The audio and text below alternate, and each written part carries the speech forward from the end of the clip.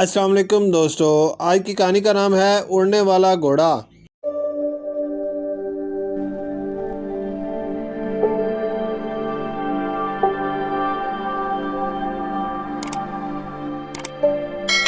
پرانے زمانے کا ذکر ہے کہ ملک یونان میں ایک خوبصورت اور باوقار شہزادہ البرٹ رہتا تھا۔ اس کی اچھی عادتوں کی وجہ سے بادشاہ اس پر بہت مہربان تھا۔ شہزادہ البرٹ کی ستیلی ماں کو بادشاہ کا شہزادے کی طرف جھکاؤ ایک آنکھ بھی نہ بھاتا تھا۔ اس نے شہزادہ البرٹ کی الٹی سیدھی شکایتیں لگا کر بادشاہ کو مجبور کر دیا کہ وہ شہزادہ البرٹ کو قتل کر دے۔ بادشاہ شہزادے کو قتل نہیں کرنا چاہتا تھا، چنانچہ بادشاہ نے شہزادہ البرٹ کو ایک خط دے کر اس کو اپنے دوست بادشاہ کے پاس روانہ کیا، جو شہزادہ البرٹ کے والد کے دوست تھے اور قریب کے ملک ہی میں بادشاہ تھے۔ شہزادہ البرٹ کو جو خط دیا گیا تھا اس میں بادشاہ نے لکھا تھا کہ شہزادے کو موت کے گھاٹ اتار دیا جائے۔ شہزادہ البرٹ نے سوچا کہ اجنبی بادشاہ جب اس خط کو پڑھے گا تو اس کے ساتھ بہت مہربانی سے پیش آئے گا۔ اسے کیا معلوم تھا در حقیقت یہ خط اس کی موت کا پروانہ ہے۔ شہزادہ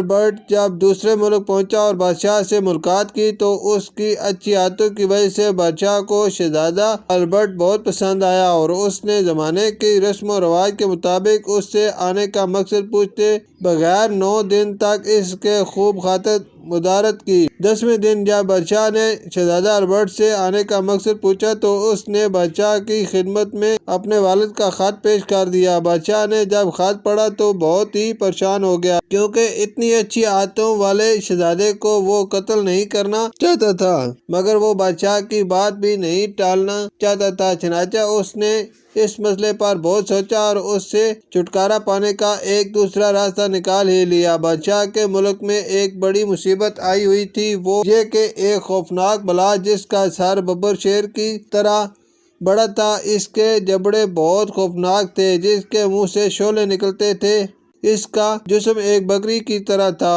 اور اس کی دم ڈریگن یعنی اژدہا کی طرح تھی۔ یہ خوفناک بلا سب لوگوں کے لیے مصیبت بنی ہوئی تھی۔ اس بلا نے بہت سے مردوں، عورتوں اور بچوں کو کھا لیا تھا۔ چنانچہ بادشاہ نے شہزادے سے درخواست کی کہ اس خوفناک بلا کو مار ڈالے جو اس علاقے کے لیے عذاب بنی ہوئی ہے۔ یہ بہت ہی خطرناک کام تھا، مگر شہزادے نے اس کام کے کرنے سے انکار نہیں کیا۔ وہ نیک دل شہزادہ تھا اور لوگوں کو تکلیف اور مصیبت سے نجات دلانا چاہتا تھا۔ اس نے عقل کی دیوی سے مدد کی درخواست کی۔ عقل کی دیوی ہر بات جانتی تھی، ساتھ ہی اسے معلوم تھا کہ شہزادہ کتنا بہادر ہے۔ چنانچہ اس نے شہزادے کی مدد کی اور اسے ایک تحفہ دیا۔ جب شہزادہ البرٹ نے تحفہ دیکھا تو وہ حیرت اور خوشی سے اچھل پڑا۔ یہ ایک بہت ہی پیارا اور خوبصورت سفید رنگ کا گھوڑا تھا، جس کے کندھوں پر بھی بہت ہی خوبصورت سفید چمکدار پر تھے۔ شہزادہ البرٹ اچھل کر گھوڑے پر سوار ہو گیا۔